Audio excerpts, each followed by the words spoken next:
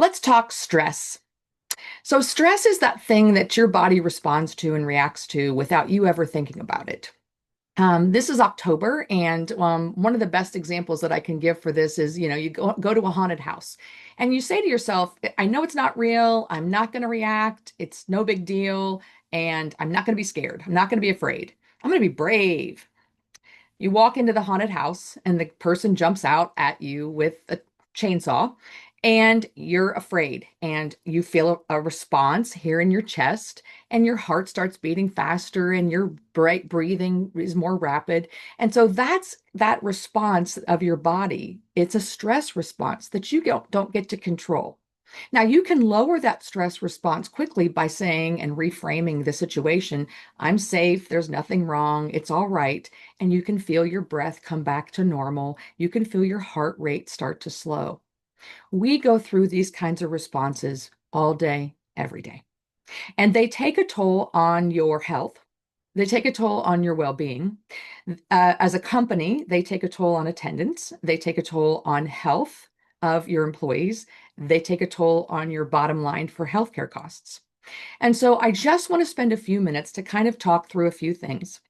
If your company is not taking advantage of any kind of stress management awareness, stress management support, stress management education, stress management coping and management, you're missing out on a real opportunity to really alter and change the culture and the wellness culture of your company.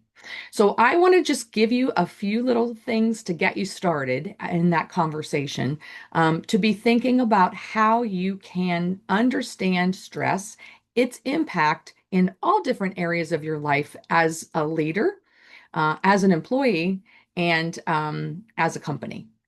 So I'm going to share my screen real quickly, and maybe.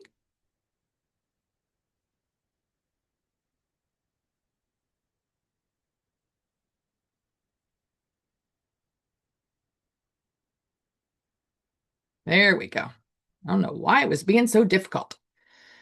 All right. I want to show you. Let me pull it over here where I can see it a little bit better. So this is just kind of a quick review of what I kind of go through with clients, and it just gives you the basics. But it's important to understand that this is that body's response when you step into some kind of a stressful situation. It could be you could be triggered by a comment from your boss. You could be triggered by thinking you're going to hit a car in front of you and being startled. It can be triggered by a whole lot of things, and that's part of that coping and management that you need to do is to start to understand triggers and understand responses to triggers. And that's part of that coping and management kind of training and education that really can make a difference. But your body has these responses with cortisol, and that's the long term. But the short term is that adrenaline, and that adrenaline rush is what helps you to pick up something, a car off of a child, or a bookcase on a child, or something in that immediate quick response sends everything that you need very quickly to your muscles to allow you to quickly respond. Norepinephrine goes at the same time, and that's that focus and alert that helps you to see what you can do, grab. You don't even think, you just respond. Okay, so those are those quick responses. Cortisol is that longer term response, and that's that one you've probably heard about that contributes to the your belly and that belly fat that you're trying to get rid of. And it's that cortisol and that long-term stress. What that long-term stress is unmanaged stress. Okay. So that's where those management coping skills and things come in. And it's that cortisol and it's this response of norepinephrine, adrenaline, and cortisol that's getting triggered and fired numerous times a day. Okay. We were created to be able to respond to a bear that's coming at us, not a tweet that we're reacting to. So we have to start to be able to differentiate those and learn the skills to be able to do it. Okay.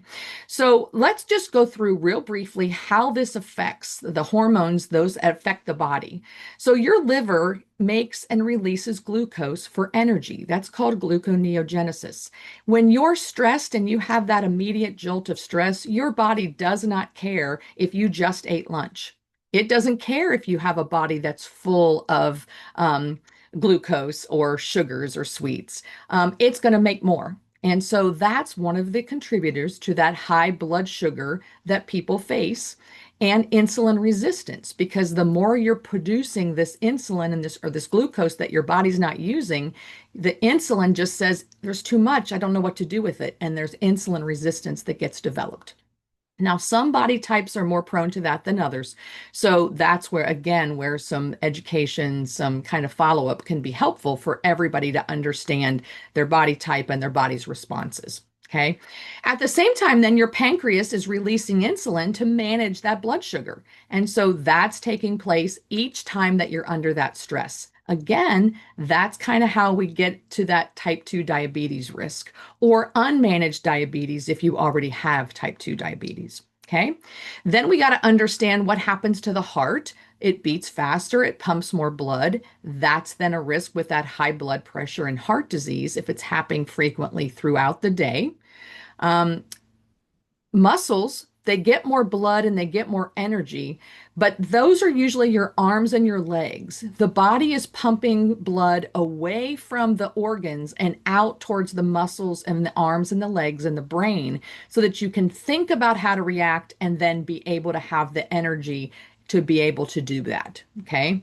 And I'm going to tell you in just a few minutes why that matters when it comes to stomach and digestion. So you can end up with tension and pain and fatigue if all of that energy has been sent out to the muscles, but you didn't do anything. You're just sitting at a desk. You didn't use any of that energy that was sent out to your arms and your legs. And so therefore, you just have all this tension and restlessness because your body's like, I thought we needed to run from a bear. What the heck happened? Your brain also, it uses predominantly glucose. That's its preferred nutrient. So your body is sending the blood up there to your brain, and it's sending the glucose that your liver just made up to the brain so that you can think and react. But when again, you're not running from a bear, there is no real danger that you're in. You're just sitting at your desk, responding and reacting to an email or a call, a phone call, etc. Or you're driving on the road and you're reacting to the road conditions, etc. Then you end up with anxiety and then memory issues, and that all can lead to trouble sleeping. And there can be a variety because a lot of times people develop coping mechanisms to deal with their anxiety. Then there's the stomach and the intestines. So remember I said that the blood shifts away from the organs and out towards your arms and your legs and your brain. That means your digestion slows. So that means if you did just eat, or you're in the process of eating, or you have your next meal, and you're still highly stressed, that could be why your stomach aches. That could be why you have diarrhea. That could be why you have constipation. There's a whole variety of things that go on there, but part of it is unmanaged, unmitigated stress. Fat cells, you end up having all this extra energy, this extra glucose, this extra insulin. And when cortisol's around, cortisol says, hey, insulin, glucose, follow me. I know where you can hang out. And that's that belly fat. And so that's then promoting weight gain and inflammation of all kinds of cells, which then aggravates all kinds of autoimmune responses in your body. That immune response then goes right along with that inflammation, slows down to save energy, and you're more likely to get sick or stay sick longer or have aggravation of any kind of medical conditions, autoimmune responses that you already have. And then skin, blood flow is reduced. Acne, eczema, slower healing times. Those are all responses to stress and unmitigated stress. One of the things I like is when people tell me their skin really clears up and after, they've had some time to work through some of this. So there's things you can tangibly see, but stress is at the heart of so much of what's happening with your body, so much of what's happening with your health, so much of what's happening that's taking you off the job site, so much of what's happening within the workforce. And so it's important to understand stress. It's important to know how to support each other in stress management. It's important to have tools. It's important to have education. So if those are things you're not bringing to the table, but you're asking your employees to get healthier and take more steps and lose some weight, this is at the heart of all of it. And it really, really is very, very key. So there are some steps that you can take, but you got to understand that unmitigated stress, unmanaged stress makes it harder to lose weight. That cortisol tells the body to store, not to release. You get more cravings because stress gives you the kind of response to want more sugar, even though your body's producing it. It's just like, I got to have this to be able to run, to be able to flee. Less energy, you're going to feel tired and sluggish. You're not going to be as motivated towards your goals, towards exercise.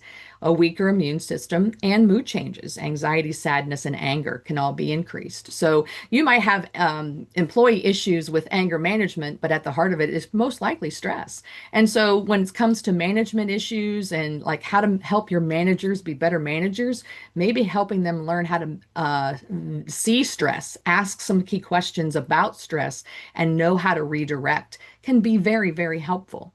It's very important that you sleep well, get exercise, eat balanced meals, relax, and talk to somebody.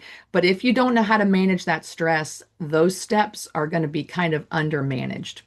So it's really, I just wanted to give you that kind of that brief overview because stress is, there's a lot to it, but there's a lot that you can change in your life. There's a lot you can change in your workplace. There's a lot you can help your employees with just by kind of bringing this topic as a front and center and providing the tools and the resources and the knowledge to help everybody manage their stress. Maybe that's a goal for 2026. If I can be of any help, reach out.